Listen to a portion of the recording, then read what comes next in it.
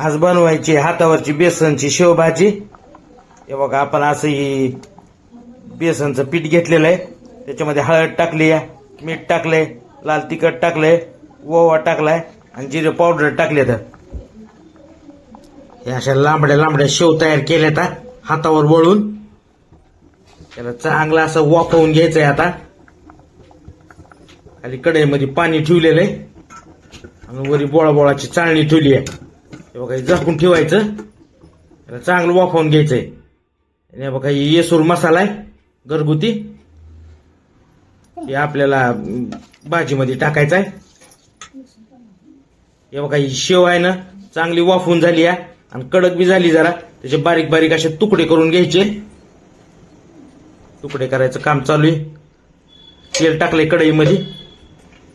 हेच तडका लसणाचा, लसण आणि घरगुती लाल तिखट आहे. बघा येसूर असा तडका बसलाय नंबर 1च. त्याच्यात थोडं पाणी टाकलंय.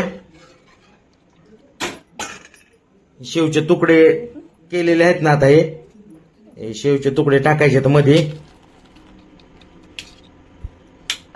कढई टाकलेत शेवचे तुकडे. आणि काही बटाटे तर हे बटाटे उकडून घेतलेले तर हे बी टाकून द्यायचे. याला चांगलं असं मिक्स करून घ्यायचंय.